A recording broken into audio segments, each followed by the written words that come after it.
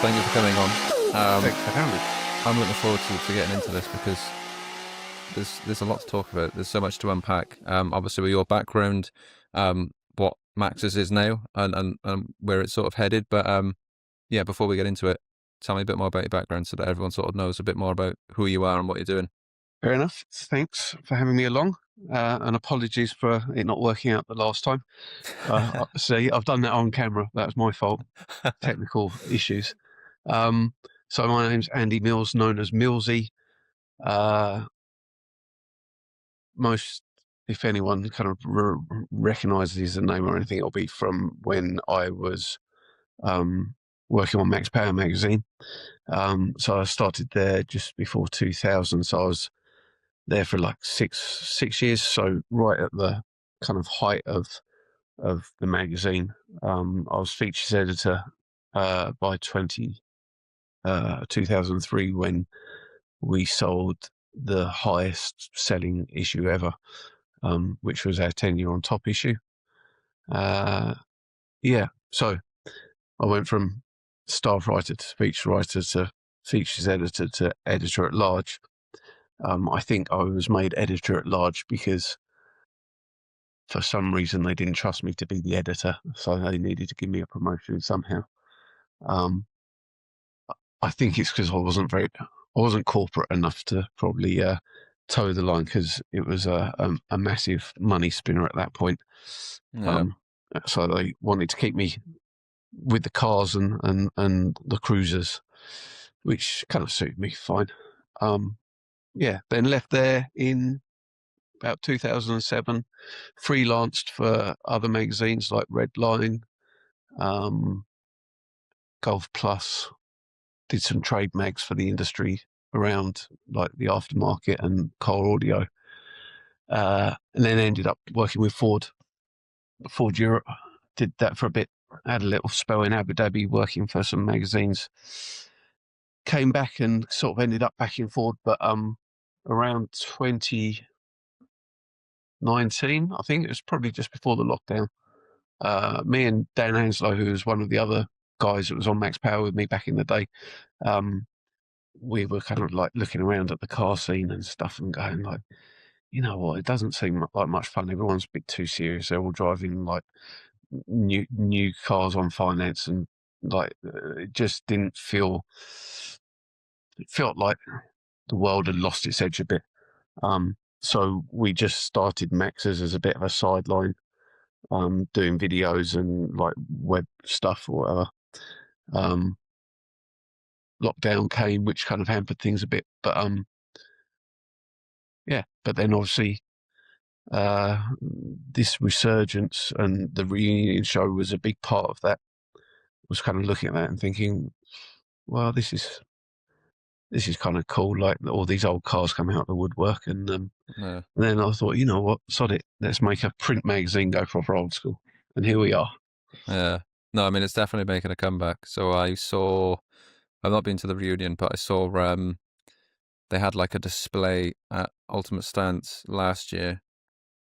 So they had all the different cars there, and it was like, yeah, it was just like going back in time, seeing all the PlayStations and everything in the dashboard and all the speaker builds and things that you just don't see anymore. I think I was talking with one of the guests we had on before, who's got an R34. It's a four-door, really nice, big into the Max Power stuff as well. And I think we were talking about, you just don't see that creativity or that flair, like especially with things like fiberglass now, because that was such a big thing, right? Like back in the day with all the fiberglass kits and just making stuff in your shed. And I think there's an aspect to that now, but I think there's so much sort of pre-built kits and bits like that you just, you don't really see the hand-molded fiberglass stuff. So and I kind of get why it died.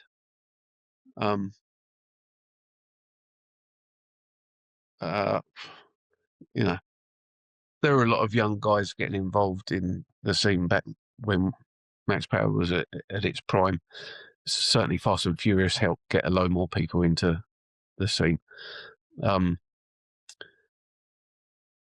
I think the problem is, it's like working with fiberglass isn't as easy as everyone thinks.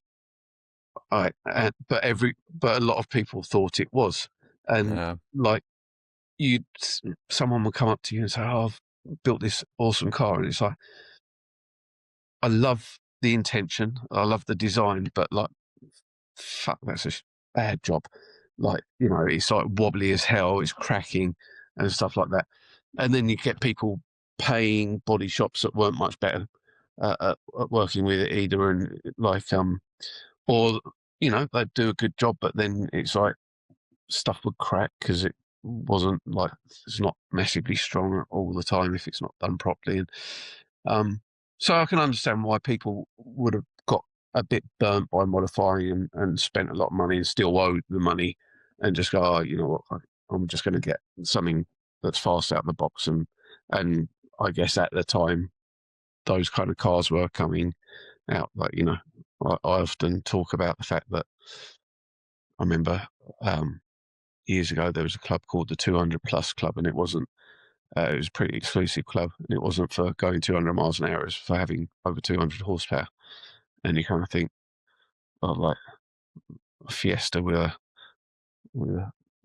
like mountain kit on is over 200 horsepower, right? So, Yeah. but the world, I think the world moved on, and like I understand why it got left behind. But the problem is that I think the world's moved on to a place that's not as fun, not as nice. So I think a lot of people are going back to the old way of doing things, because the plus sides of it all were like, you're working, like you're creating something yourself, like you're doing things with your mates, you're going through an element of hardship which makes the end result so much better when you achieve it. And I think there's a lot of pluses and merits to kind of how modifying used to be, Yeah. if you do it right. And you got the advantage now where YouTube, like, if I want to learn how to fiberglass a bumper or something, there'd be about 100 YouTube videos all I can watch, Yeah. and I'll probably end up with a better result than I would have done like 20 years ago, like just trying it for myself and like spending all my money on all the fiberglass and stuff, doing it and it not working. But like, I'll have to do because I can't afford to do it again, sort of thing. Whereas now it's like, I'll watch a video, I'll do a little test piece, blah, blah, blah. Like, I think people are, well, you got the opportunity to be smarter now, right? So, Yeah. and I No, think it kind of definitely. shows some of the builds that you see coming out, like new ones. It's like the quality's definitely like, well, quality's decent. And there are people that are going back to it as well that were doing it in the old days, and they've got the experience. So, um, yeah, that's why I'm hopeful for the resurgence to continue. Yeah. No, I mean, yeah, hopefully. And I think, yeah, it's that character, isn't it? The originality that comes into it is what people like to see, because I don't know. I mean, I love a Rocket Bunny car and all that, but also I love being able to see where people have just gone completely off script and have just done their own thing and have just gone completely, their way with it. And I think that's what's so nice, and it's the story and everything that comes into it as well, and all the work that they put into it. And I think, yeah, I mean, they just look cool as well. I mean, Yeah, like I said, I used to, yeah, well, not read, look at the pictures in the Mixed Power magazine when I was growing up, and like you say, I'll go for the got those catalog, and I pictures. think, yeah, and I think it's yeah, it's that sort of thing that, yeah, I think people miss, because, to your point around, doing the printed magazine now. I mean, even, a couple of years ago, I think you still had, Fast Car and Chat Performance Mag and a few other things. But yeah, I don't know. Like, I went to, what was it? It was in Tesco the other day. Massive, massive magazines everywhere for everything that you can think of, and all I suppose the big names like that, they're just not there anymore. And Yeah, there's, and there's a few other people doing it. Like, so, there's that chap Daniel Beavis who does Copacetic, which is a really nice looking magazine.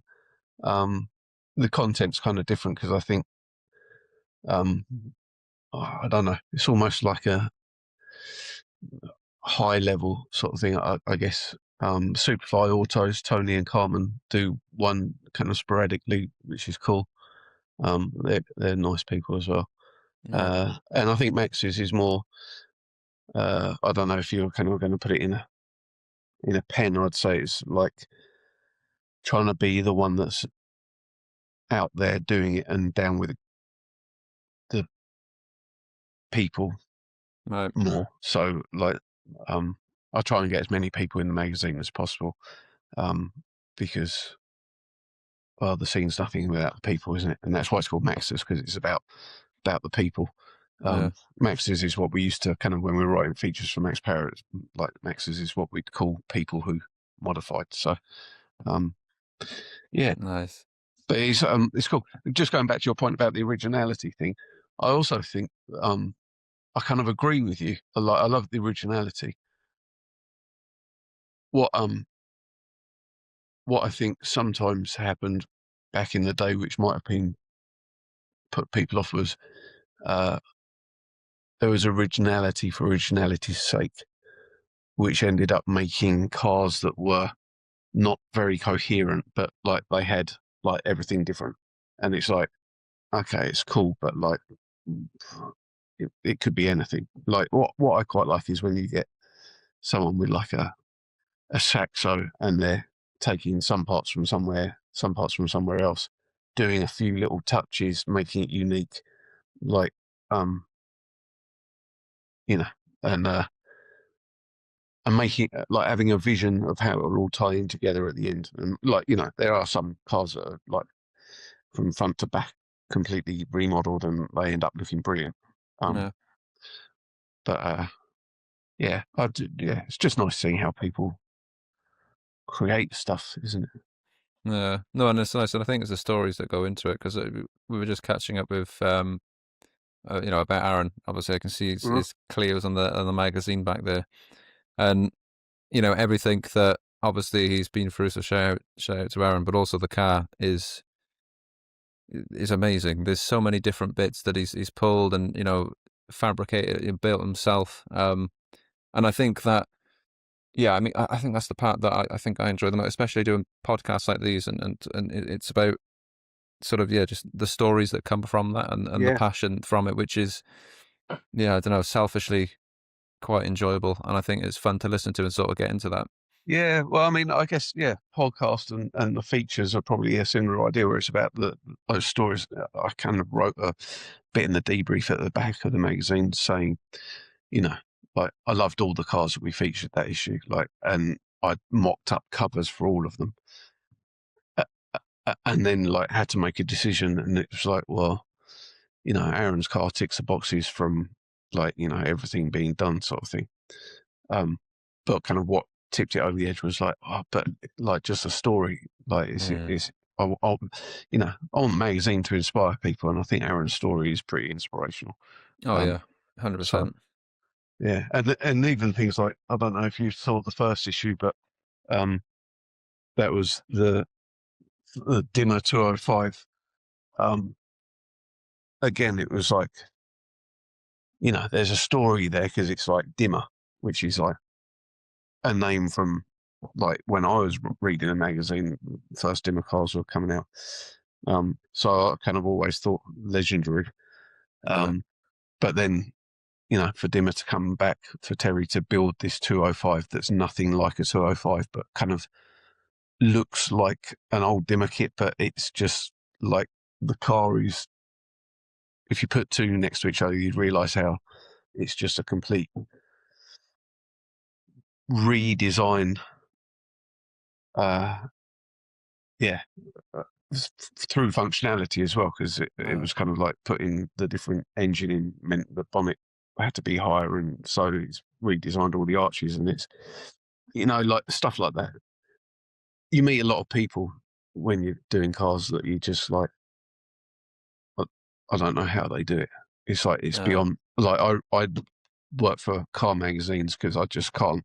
I haven't got the ability of these people that build these cars. So the least I can do is like try and Yeah.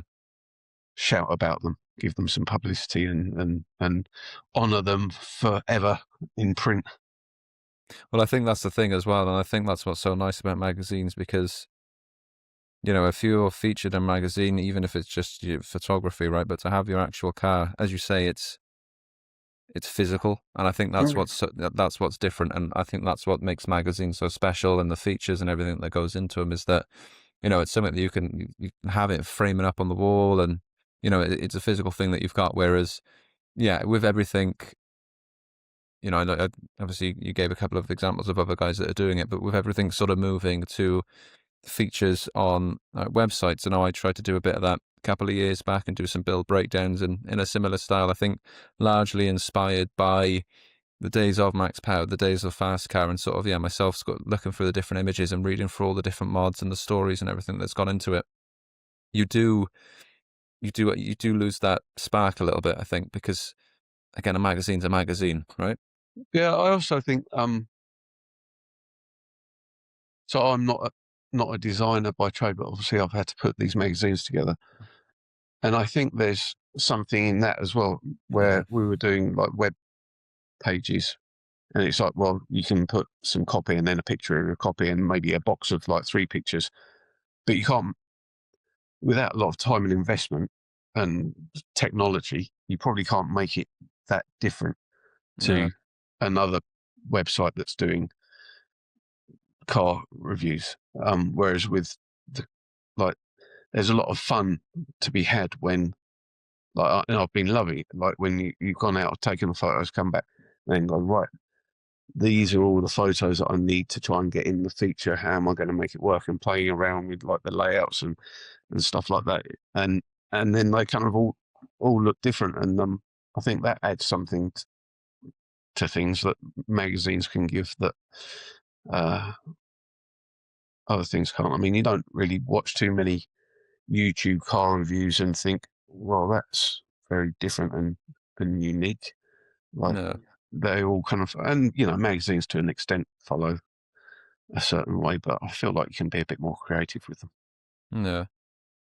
And I know, I think it's a different media, isn't it? It's the way people consume it. But I think, like you say, with some of the design challenges there across, a 2-page spread and that sort of thing, there's so many different things you can do with the content layout.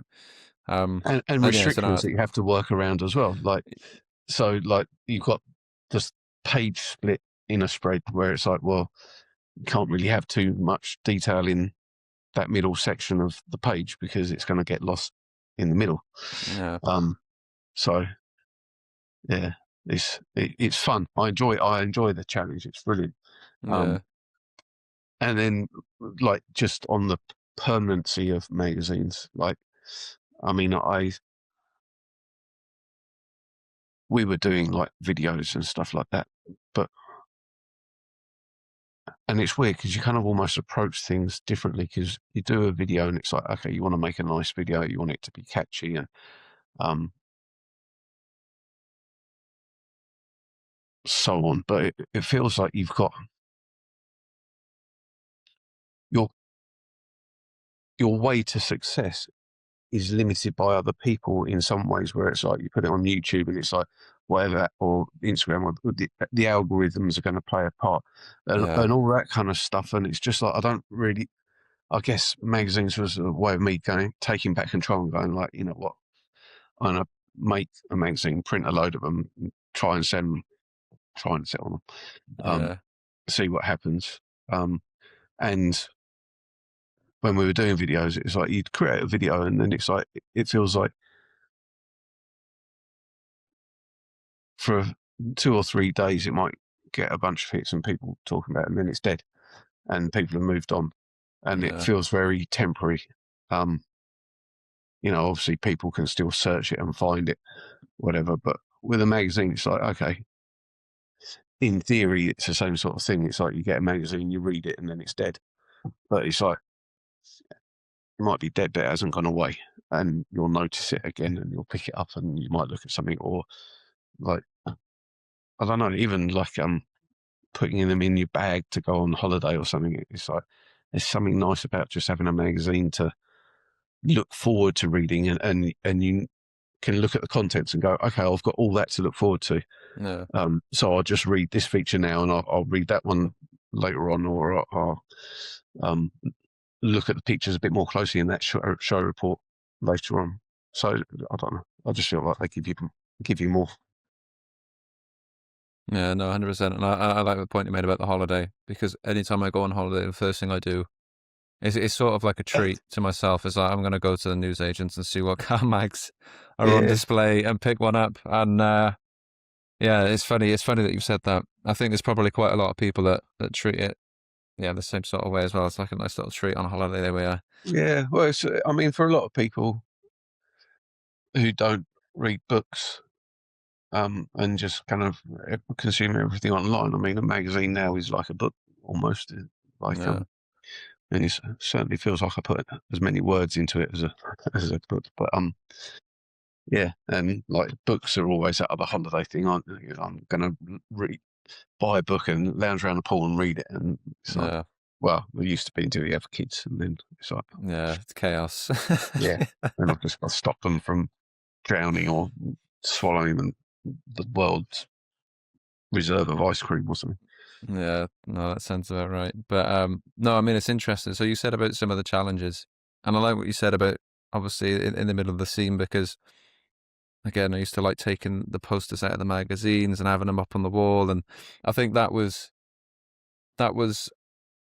from my point of view as well, something that I really enjoyed with the magazines is like what poster, what car's going to be in the middle, and almost like find myself flipping straight to the middle and just seeing what the car is and poster and putting it on the wall and that sort of thing. I know I've definitely got a big stack of magazines. But to be honest, I think most car people do. In fact, I was speaking to one of the other guys we had on.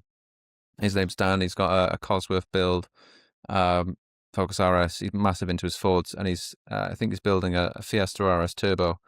And when we went to do this podcast in person, we had massive boxes of all the Ford mags and the Max Power Max just sort of tucked away up in the loft space. So yeah, it's just something that you have forever, isn't it? Like, I don't know, Yeah, you don't throw out in the that's same way it. that most people don't throw out books. Like, I've never thrown out a car magazine Yeah, ever. yeah.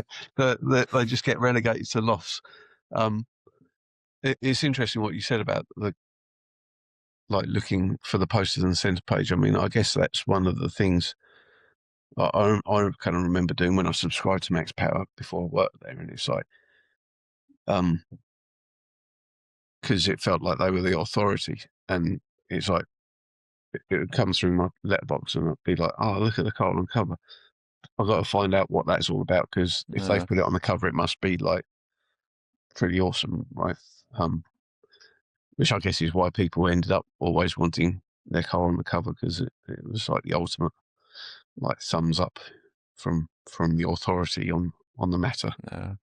Well, I say it was either looking for the middle car on the cover or looking in the middle for something else. So I think we know.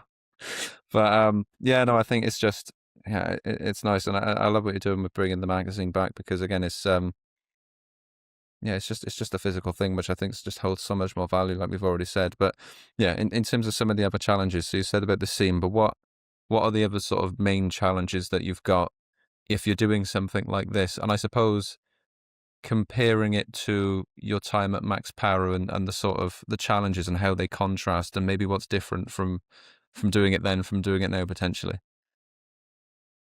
The list is massive. Um, so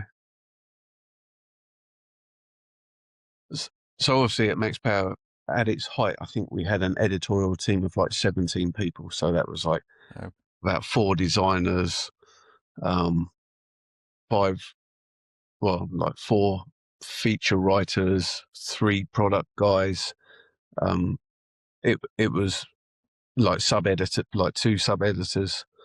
Like it was a big, proper operation. no, That dwindled down quite a lot. Certainly after a few of us left at the same time. Um,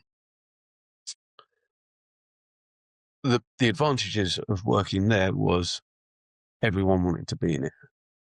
Like, so, uh, apart from a few people that would, uh, it got pretty not like murky at some points,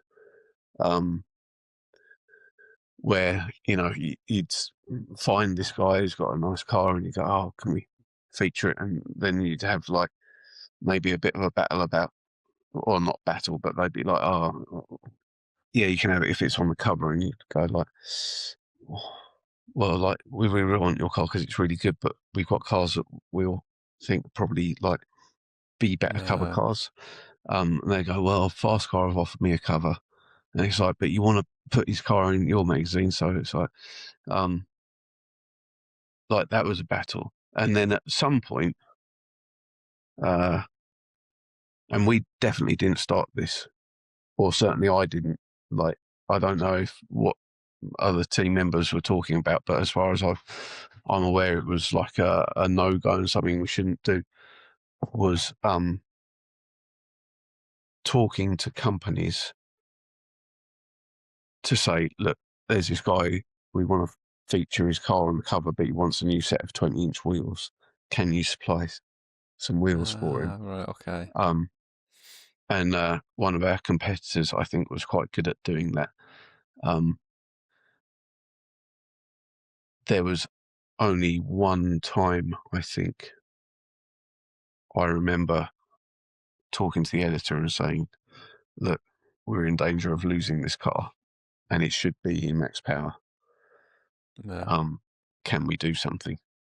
But we lost a few cars because of not really wanting to play that game. That's such an interesting point, and I didn't even think about the competition of different cars, because I suppose, from my point of view, or my perspective would be, I'll just have it in all the magazines, like if there's the opportunity to do so, right? Because Yeah. I think it's the different takes on it, the different stories, the way it's edited, and I think it's just a little bit different. But the competition side, yeah, something that I just didn't even think of completely. I Yeah. imagine that was quite difficult. Yeah. Well, from like your point of view, that would make sense. But your point of view as a reader also, if you pick, like, the likelihood is a max power reader probably bought Fast Car occasionally and No. Redline occasionally. Like, how pissed off would you be if you bought the same magazine, like, or 3 magazines and the same car was in Yeah, that's a all of good them, point. That's a good and like point. the story probably isn't going to be that different in any of them. So like you'd just be No. looking at like different levels of photography or design, and it's like I've seen that before, watching a rerun sort of thing. So Yeah. it was always like you came with Max Power and you were exclusively with Max Power. We always kind of said, look, we don't mind if, you know, if you're a Ford, if you go in like fast Ford or performance Ford, or if you go in performance Volkswagen or something like that, because it's like they're niche magazines. Like, you know, like what we do with it will probably be different anyway. So even if there is a double up, it doesn't really matter. Yeah. Yeah. So that was always a challenge, getting the cars in the magazine, but not as much of a challenge as trying to do a whole magazine by yourself, from scratch. And so, you know, I guess you were kind of talking about the difficulties. Firstly, it's like, it's a reasonably unknown. I'm still talking to people and they're still going, oh, what's Max's? Right. Whereas you never had that problem with Max Power. The second one is, it's like you're one man. So you're trying to like get out, photograph cars, Yeah. get the information from the guys. Whereas back in, for like Max Power shoots, we'd go along to a shoot with a photographer. So the photographer could do the photos and we could talk to the owner. And it's much easier having 2 people on a shoot for like tracking shots and stuff like that. You've got someone to drive the other car, and Yeah, definitely. you can bounce ideas off each other about kind of angles, and like, you know, as a writer, you can be looking at the photographer and going, oh, have you got a shot of that? And so you're less likely to forget anything. So doing all that on your own is kind of difficult. Other issues pop up, like, well, I've got a full-time job, so this is like sort of a passion project that I have to do at weekends. I've got a family. That's kind of tricky. If I do try and do something during the week and take a day's holiday, I'm asking someone else to probably take a day's holiday, and I feel a bit bad about that because it's like, you know, holidays are precious. Yeah. other things that can crop up. Like I had my car stolen last week. I saw recently that Yeah, yeah, what I mean, I yeah. suppose, So is there any updates on that? I'm currently working on issue 3, but I can't go and do anything because my car's been stolen. So it's probably going to delay the magazine coming out because there's a few cars that I've lined up. I can't get to them. Yeah. So yeah, Fiesta ST. It was on my driveway when I went to bed. Stop lock on. Uh, Keys in a tin at the back of the house. Yeah, and woke up, came down the next morning. I was in this room, and my son, who's 4, came in. He looked out the window and goes, "Dad, where's your fast car?" And I said, "Oh, it's down the side," like because I thought he meant my M3. He's like, "No, your white one." I'm like, "It's there, you donut." It's like, "It's not." And yeah, so that went. They obviously sawn through the stop lock, and yeah, so I've got to wait. Well, actually, I'm like, so well, this is another cash flow thing. So having the cash in place to pay for printing is a big Mm, thing, but the money that I've kind of got aside for issue 3, I'm going to have to lend myself to buy another car with, and hope that I can um, recoup or get the insurance payout at least to pay for the printing of issue 3. So all those kind of stresses all add up. yeah. Um, yeah, and then just from a self-critical point of view, being one man writing the magazine, I think a people write in a certain style and a tone sort of thing, and I feel like sometimes people might want to read something that's not me Mm, um, in the magazine. And the other thing is, I got my 79-year-old dad, who actually owns a R32 GTR, to sub the magazine before it went away. And I'm like, he's quite a smart guy. He like gave it a thumbs up, and then I'm talking to another guy who's probably going to look at issue 3 for me because he kind of sent me an email with like about 101 errors that he found throughout the magazine. And it's like, I really thought there weren't any, but there we go. So but I think that to that point there is natural. Like with some of the work that I do with, yeah, designing anything. Yeah, I think you always have that challenge of needing a fresh set of eyes on it, and I think especially doing something like this, and to your point around being, one man army sort of thing. Yeah, I can relate to a lot, especially with this. I think we both said, it's a hobby, it's a bit of a passion project, and yeah, it's just about having fun with it, really. But it's, I think, the risk side of things and the fun, especially if you're doing editorial magazine stuff, like you said, I think like the bulk money. So with the magazines, you're buying all of these in bulk, and then you're sort of doing a lot of the dispatching of these yourself. It's not. I think I've seen a couple of things where you get enough interest first, and then that's it. We'll go and buy the thing once I've already got the money for it. But you're taking all that risk on up front, which must be quite challenging. I guess sending off that payment for however many magazines it is that you go and buy in one go. yeah, no, I mean it's probably I, I don't think I ever underestimated that element of producing a magazine. I always knew there'd be a hefty cost. What I did underestimate was the dispatch, the post, like having never run a business of such. Yeah, Like I'm having to charge a reasonable amount for the magazine to try and cover the costs of it, and like all I kind of want to do is like wipe my nose of it and like just make sure that I've got the money back in the bank to do the next issue. yeah, Um, but stuff like postage and packaging it's like finding the right packaging to get your magazine through people's doors. Like I've been through so many headaches about finding one that will fit magazine in and still class as a large letter rather than a parcel to try and keep the cost down. Yeah. And then the costs, it's like, even, the cheapest way forward, it's like I still don't charge people what postage and like I charge postage and packaging, but I'm losing money Yeah. on everyone. So like I think this is why a lot of magazines folded, just because of the costs of producing stuff versus online, where it Yeah. doesn't really cost, like it might cost you like a subscription to some web server or something, and then you can put whatever you like on there for the year, and it's not going to cost you anything apart from getting the content.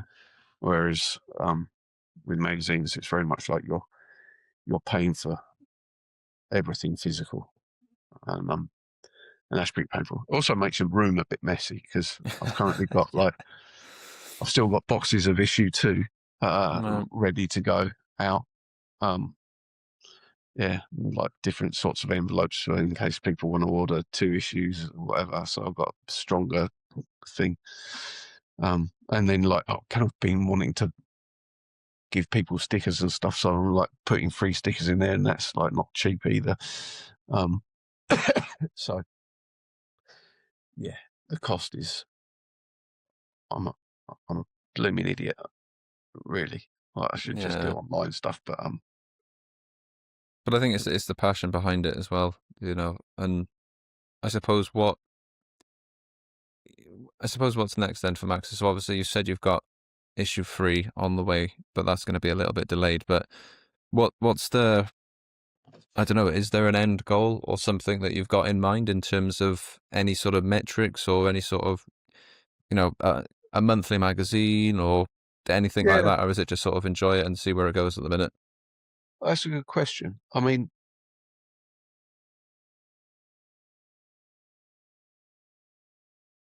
hopefully my day job won't watch this, but like I love doing it so much. Like I love the process. I love meeting the people. Like, Right. I've sort of been driving off around the country, and it's like, you know, I miss driving around the country and meeting car people. So it's been great.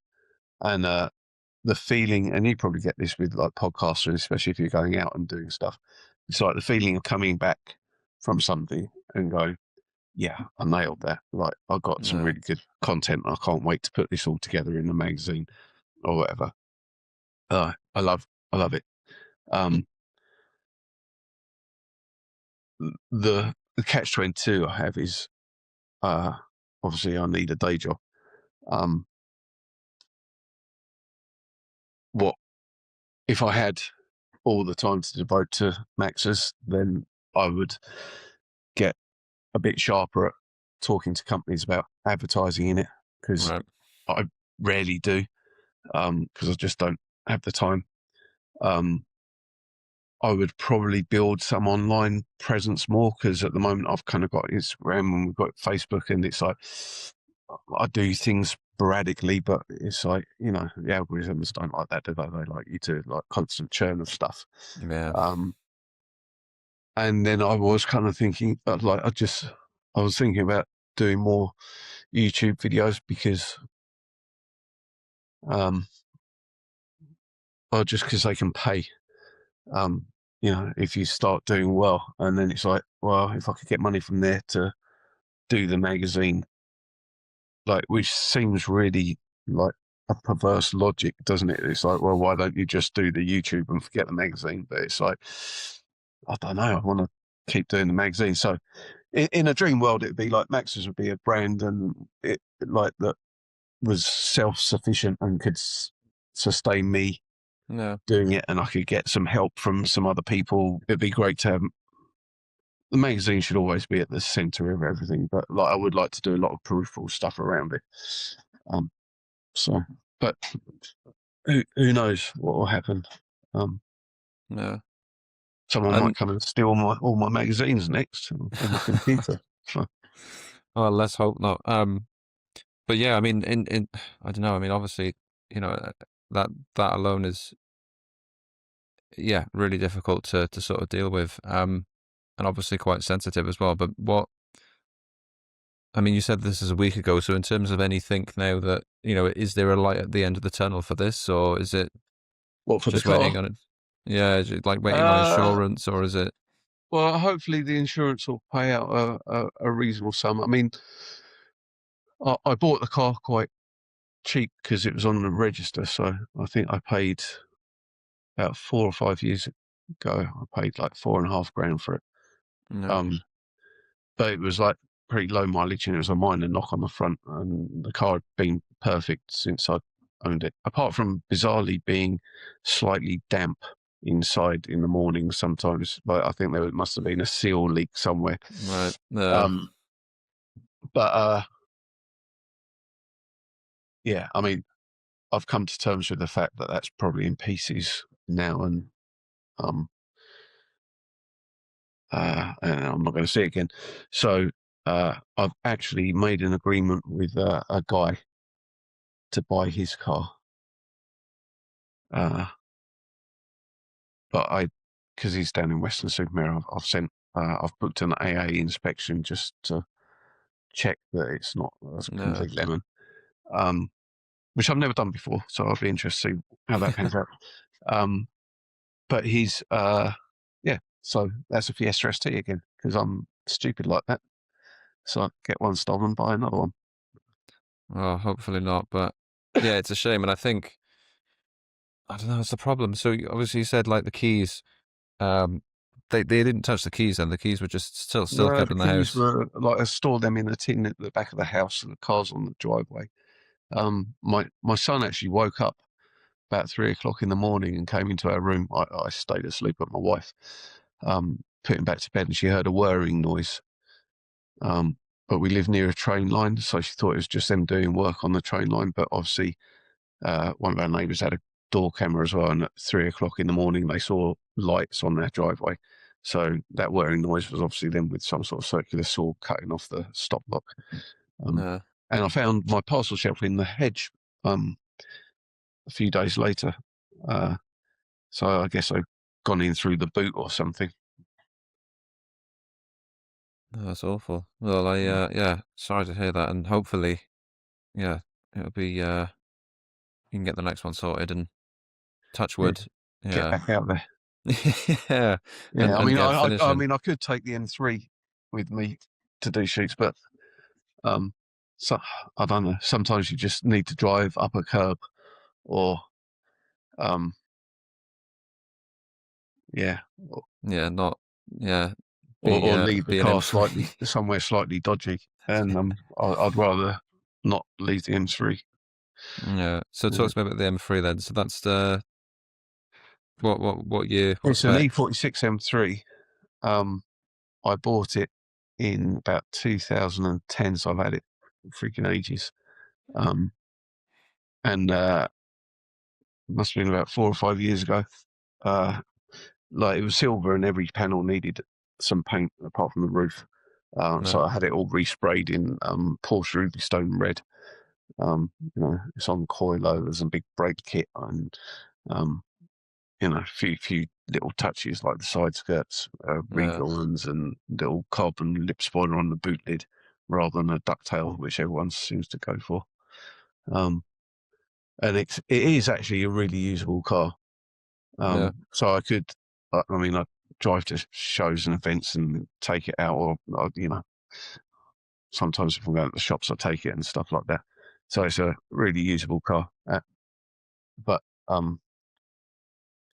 yeah, I keep on thinking I need to do more to it. Uh, yeah. No, I do like an M3, especially yeah, the 46. It's no, I got a couple of pictures of it now. It is lovely, and that colour's so nice as well. yeah, it's quite unusual. I mean, I after I'd painted it, I then saw that there was an E46 Cabrio M3 done in the same colour. I was like, oh, well, I think he thought I Yeah, copied him, but I'd never seen it. Um, and then like that colour just seems to have popped up everywhere since. Like I'm not going to claim that I'm a trendsetter or anything, but yeah, I've seen like there was a Cole Taylor's. Do you see that Mark IV Escort RS Turbo that Carrera Bodyworks put together? It's a few years back. It was like it had like the Rotiform Aero disc wheels on the front and like loads of Right, yeah. carbon touches and a tartan interior. And I was like, I mean, fair play to him. That was like pretty much how I would want to build an RS Turbo. Yeah. But yeah, and there's been others since. No, that's nice. And then in terms of cars, what makes a Max's car in today's sort of I suppose scene of in today's car culture, in today's scene, what's the type of things that you're looking for, to get them featured in the mag, and what does that sort of process look like? Well, that is a great question, and I think it's so. When we're on Max Power, it's like you go, has it got performance? Has it got style? And has it got an interior, like interior stroke ice? And if it ticked all three of those boxes, you're going like, well, that's like, that's the sort of thing where you're going like, oh, potential cover car. Then if it's ticking all those boxes, sometimes it would be like two of the boxes. Sometimes it would be like, half a box ticked on each of them, sort of thing. So I kind of think probably in the back of my head that's ingrained, that I kind of look at cars in that way a little bit.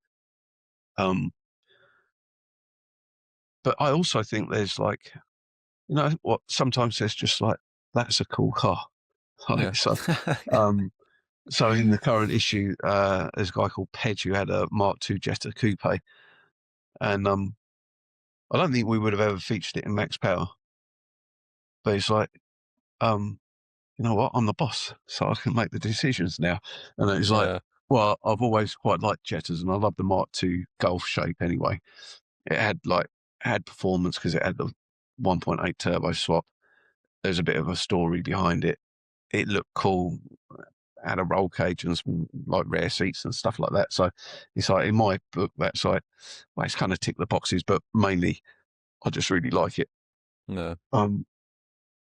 Yeah, and like, yeah. So it doesn't have to be of a like 90s noughties era either. I've seen a car recently that I want to reach out to the guy. And in my mind, it's a modern car, because it's like, I'll say that it's probably like 12 years old, but I've not really seen one modified before, and it's like, yeah, it's a bit of a bolt-on kit and some wheels and stuff like that, but he's done the interior and he's obviously thought about stuff.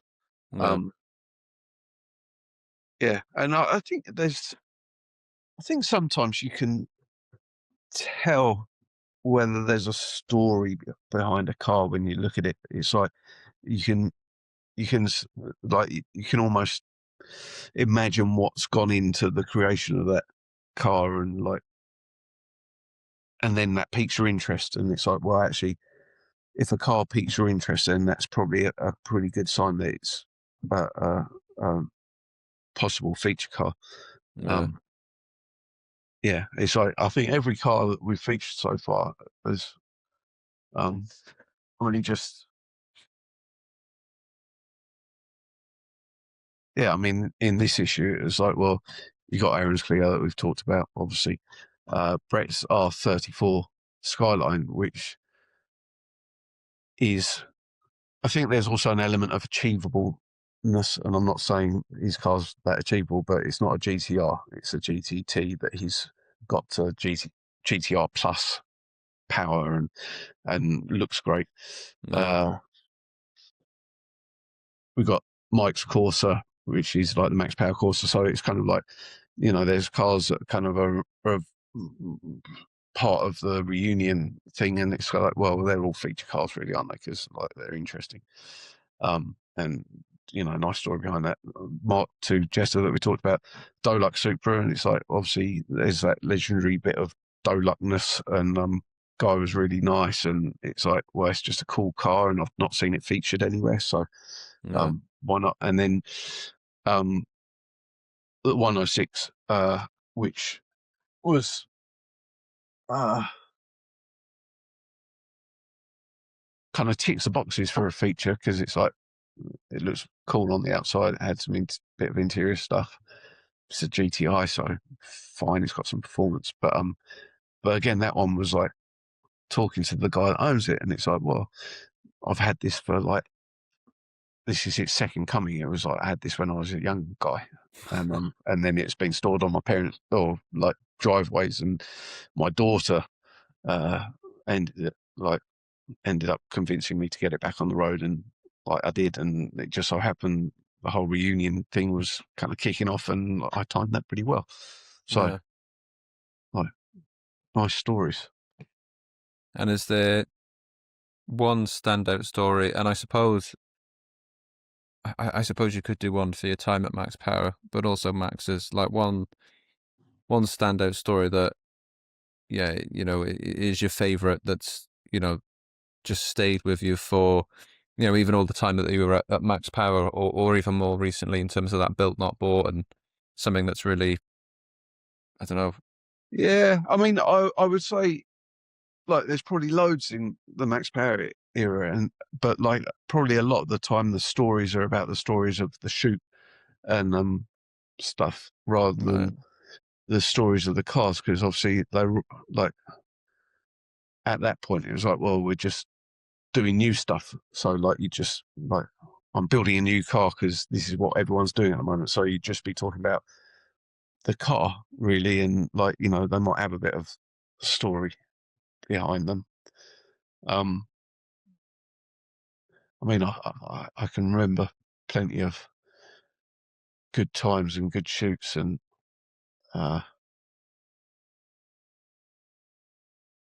yeah, cool cars, weird locations. But I mean, things, like stuff like the Charisma cars are always interesting. Like doing Jamie's TBR shoot for the cover was cool. Like I remember the GBH Skyline being quite an eye opener, where it's like, it was a R33 GTR, wide arches, big power, full interior, Yeah. like amazing car, but like, I'd not really seen a 33 GTR being done in a show car style before, but still had the power. So Yeah. that was cool. But yeah, what about you? What makes a car that you want to go and do a? Oh God, that's a good question. I just nicked your question. Yeah, I know I know you've thrown it back. I don't know. Like, the whole podcast thing for me is just, it's just talking to people and making friends. To be honest, it's it's as sad as it sounds. I think it's just speaking to people that have got, all these amazing experiences and stories like you've got from obviously your career, but also, talking to the people that you've had on there. So I think it's just that element of conversation, and I think I may have said it earlier. When someone's so passionate about something, there's just something that you get from that. I agree. It's nice being around passionate people, isn't it? Yeah, yeah, and especially with, I wouldn't say, I'm an expert in cars in terms of working on them and all that sort of thing, but yeah, I've always loved cars as a kid, playing with Hot Wheels. Still probably play with Hot Wheels a little bit now, maybe a bit too much. Have But you tried Majorette? I This have, is so I've got on my, I've got, you can't see it, it's out of shot, but I've got a shelf on there, and there's like a couple of bits on there. So I've got some of the Lego builds, some of the bigger Lego builds, some of the Hot Wheels. And there's a strong Jap theme going, so there's quite a few Skylines and GTRs. I love Japanese cars. R35 is probably the more achievable dream car, whereas Yeah. R34 GTR would be the dream. Oh, But ridiculous. Yeah. yeah, anyway, in answer to your question, I have got a major R35, but I went through a period a couple of years back of just buying loads of Hot Wheels and collecting them. So I've got in the attic just boxes of all different kinds of Hot Wheels, and yeah, the treasure hunts and all that sort of thing. It's interesting. Sorry, I'm just disappearing out of view because I'm. No, no, that's fine. It's like I've got you know, I've got stuff like Nice.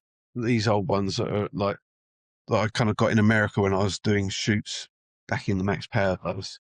Yeah, Uh, I I think I'm becoming one of those sad people where I'm like buying like so I buy Hot Wheels cars and I give them to my son and like I try and make sure I get like I'm not so keen on the Hot Wheels cars that don't look like a real car. I'm like getting yeah, like so I was in Asda the other day and I'm like I'll have a quick look at the Hot Wheels. I'm not going to buy one. And then there was like a black Ferrari F40 and I'm like, oh, that's pretty cool. yeah. I've got a yellow Stuff. one. Yeah. Well, I've not seen an F40 before, and then it's like stuff like this. I bought a Forester, uh, Oh yeah, and it's like, why have I left it in a package? Like, I'm not like, why don't I get it out and like drive it around on my desk? But for some reason, I'm I'm a bit scared of doing it.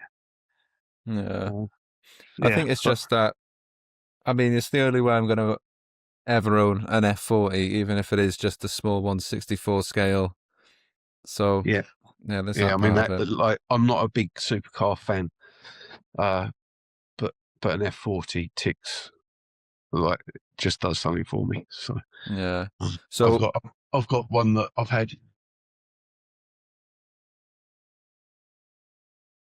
I think my grandpa bought me this when I was 10 years old, oh like a wow, like Burago one with the opening doors and stuff. proper. One day. Yeah. So I mean, in terms of dream car, then like what is? Because I think I said earlier, like you've got. I don't know. Whenever someone asks, there's always different tiers. So I've started doing that in the magazine where I ask people what their 3 car dream garage is. Yeah. Because it's like it's something that I like spending time thinking about for myself. Right. Okay. Um, So I'm going to put you on the spot because you've said you've spent time thinking about yourself. yeah. What is your free car dream carriage? Uh, so it can change quite a lot. Um, but real worldy, I'd always thought I'd like my M3, but finish how I want it. So E46 M3. I'd have an Impreza because I've got a real soft spot for Imprezas. Right, okay. Uh, and I'd have a Supra Mark IV twin turbo, well, single turbo, manual. That's pretty Um, solid. yeah, I mean, I'm not, it's in the realms of possibility, right? But like then I've kind of like go, but what? I'd really like a Mark II Golf with a 20 valve turbo in again, or I love 205 GTIs. Yeah. I, I had a Mark 1 MX5. I loved it. I wouldn't mind another one of those. And then I'm like, you forgot about Fords. And then it's like, oh, yeah, and it's got Cosworth. So, Yeah, it's almost one you've got in every issue. Maybe like this month I thought this, but then the month after I thought, and just yeah. have a bit of a timeline of of the different changes in and out. It's interesting. So for issue 2, I asked every car owner whose car I shot what their dream car, and R34 GTR seems to appear a lot. Would that be in one of yours? Yeah, I think it's. I mean, especially for me. So obviously, yeah, grew up, and I always make the joke of I never watched Lion King because I was too busy watching Fast and Furious and all that sort of shit. Right. So for me, yeah, it's the R34, and obviously, yeah, from Too Fast, Too Furious, and you've got everything in there, even though it was only in for 10 minutes Yeah. at the start, but such an icon. But yeah, I think either in blue or midnight purple, Mm. like that's for me. I think that's it. Just There hits was the spot. there was a colour that a skyline colour I debated painting the M3. Silica Breath. It's an R34 colour. It's like a goldy, goldy, almost greeny gold sort of colour. Right. It's Okay. a bit like the Nurspec what colour was there's a more greeny colour, and then there's this goldy one. I was like, oh, that'd be cool. But yeah, Yeah. they're silly money though, aren't they? R34s. Like my dad's got an R32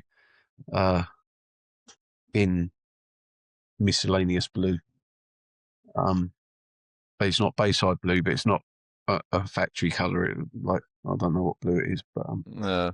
but that's cool. I like that.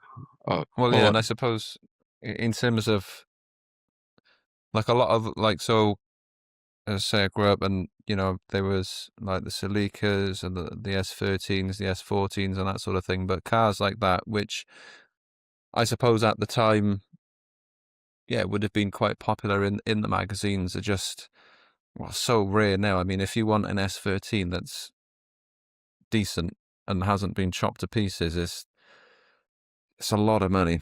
well, this is the sad thing about all the great cars that we love, isn't it? Like so, I remember S13 Stan on the mag had an S13 that he paid £1,000 for. I think it was not much money, and it was like a pretty tidy car till he crashed it. Yeah, and it's like back then when it was like you could get a R32 GTR off the boat for about £3,500. I brought a Sierra Cosworth for £2,500, I think. Had a Series 1 RS Turbo, which I think I swapped it for like a 3 Series Estate or something. Like, yeah, I had a twin turbo Supra, which I think I swapped the BMW Estate and like £2,000 for or something. It's like No. the all those cars now are just silly money. So you kind of like, I guess the big challenge for people who want to get into modifying is like finding what base car to do, because it was always like you could modify because the cars were reasonably inexpensive. I mean, I had an XR2 when I was 19, which felt like I've got a proper car. It's like it's one of the cars that people have that are No. modifiers. Like it was. But I mean, if you're 19 now and you don't want to go on you have finance, then what are you going to buy? So I try and do buying guides in the magazine, actually, like looking at uh, options for cars. And the sad thing is, it's like, if you are young now and you wanted to get into modifying, like, I've, like I think people like moan about the scene, and I did earlier, but like they moan about the scene being like just a rap and pops and bang remaps and a set of wheels and stuff like that. But it's like I also look back at when I was young and go, well, cars were pretty shit back then. Like, I mean, we kind of liked them, but you put an S13 in standard form against any modern car, and it's going to feel a bit old and crap, right? Okay. And probably a bit slow in comparison. It's like most modern diesels will probably be faster. Yeah. But but if you were, yeah, I mean, my Fiesta ST, perfect example. Is like, well, when we were young, I had a Fiesta. It's like I would have liked to put 17-inch wheels on and have like Brembo, but like decent brakes and Recaro seats and a turbo engine and a twin exhaust pipe and a bit of a body kit. I'll Ford to build it for me. Like, um, so actually, like the cars are just better now. So it's like you don't need to do as much to new cars to make Yeah. them cool. Whereas back then, it was like the cars were pretty crappy. So Yeah. even a standard Escort Cosworth out of the factory, it's like they always look better modified, don't they? Like so. Whereas Yeah. yeah, there are cars that come out the factory now. Like if you like a new M3 now, it's like, well, it's pretty fucking awesome out the box, right? So Well, yeah. Yeah, I mean, I do like my old band's always had BMWs. Good lad. Yeah, so I picked up an E93, and it wasn't anything special, but I miss that car every day. And it's just yeah, convertible. So obviously, where I'm based down in Swansea, I think you're actually on the complete opposite end Yeah, of the probably. Yeah. UK. But that's it, roof down, and yeah, I don't know. It's just like there's just something about BMWs. I think it's the hate. They I'll tell just you what, I get that. So I had an E30 325i, which I didn't drive for a long time, and I had a problem with a coolant hose kept on blowing off, and then I put it in a body shop and lost it to the body shop. Uh, but then I had this E36 323 touring thing. I remember driving down the road, and it wasn't even how it handled. It was like the feeling of being pushed from the rear rather than pulled from the front. And I was like, oh, this feels how it's meant to be. yeah. Like, and from that point on, I was like, oh, I'm a rear wheel drive convert. This is just the right way to be. Saying It, that, the Fiesta did prove to me how good front wheel drive cars can be.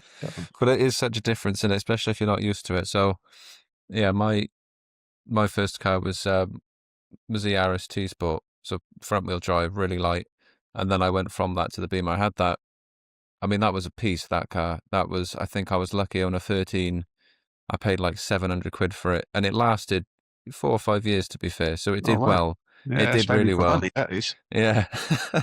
um, but yeah, and then obviously, yeah, going from front wheel drive straight into rear wheel drive, and then I think, yeah, the one day couldn't have been more than a couple of days after having it. Back where I grew up, there was a little roundabout, and it's off camber. So if you hit it as I did, just not even fast, but the back end, and it's just nice, like that little bit. And I think, yeah, like you Yeah, say, being pushed is yeah, it's nice. But yeah, I'll always loved BMWs, and yeah, hopefully get back into one soon. But yeah. Well, even like pulling out of a junction, like it feels a lot nicer if your back is just like twitching rather than your front scrabbling, sort of thing, doesn't it? It's, I don't know, feels more elegant. yeah, no, 100%, 100%. So I suppose going back to Max's then, um, if someone's never picked up a copy of Max's before, what's the one thing I suppose that maybe you want them to feel, and after those first couple of issues you've done, like what do you think that is? What do you want that to be? Oh, it it's kind of simple, and it's been like the reason behind it. It's like um, I want it to feel like it's a magazine for them about the Right. people that they Yeah. like, about their community, and about them. Like I want them to see their mates or people that look like their mates in there, like, and cars like they drive, and I just want it to feel like, earlier on you mentioned about community, like why you do the podcast, and it's like building like the friendships and the community. It's Yeah. like Yeah. I basically just want the magazine to be the place where people who modify cars can call home, which sounds really Yeah. cheesy, but it's kind of like I want it. I don't want it to be like, while I get the kind of final call on what goes in it and stuff like that, I very much want it to feel like it's theirs, Yeah. but theirs that they have to pay for, obviously. But, Yeah. No, 100%. But look, yeah, I mean, we'll call it there. I feel like there's so much more that we still could have talked about. I think we could have easily done the rest of the day just talking about all well, sorts. I'm So we definitely always have happy to come back. I love talking shit about cars yeah, and no, magazines absolutely. and Max Yeah, Power. I mean, there's probably a load more we could do. Like I pulled that out because you see it's carbon fiber. So this is nice. like one of the number we used to, look, you can still see my name on the back and all the sticky tape. This is what we used to stick over people's number plates for when we're doing car shoots, so that it looked nice, basically, which the Yeah. police loved if they stopped you. Um, but then, like, nowadays computers would do that. So Well, yeah, or magnetic plates which you can just pop on and off.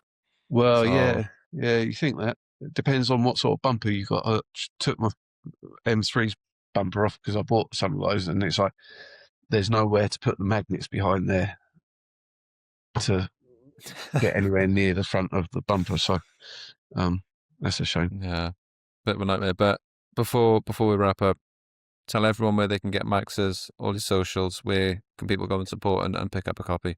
Well, thank you very much for this glorious opportunity. Yeah, this is your opportunity. I'm going to shut up now, and you do your shout outs, I'll do sponsors, whatever. my spiel. So you can buy the magazine at www.maxes.co.uk/store. There's only issue 2 available currently because we've sold out of issue 1. I think I might have another box of issue 1s over there, which I might put up for sale, but then that would mean I'd have none. Socials, Instagram is Maxes_magazine, I think. And just search Maxes on Facebook. You'll find it. I don't do TikTok because I'm old. And, although I probably should. That's another one I should do.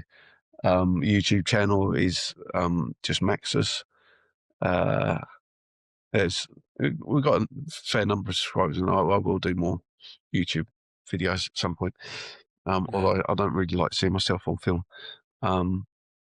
And if you want to follow stuff more probably about my M3 and stuff, then Max's Millsy on Instagram is a good one.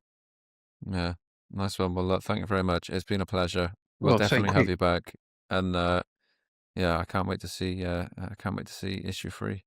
Thanks very much. Me neither. It feels a long way off at the moment. But,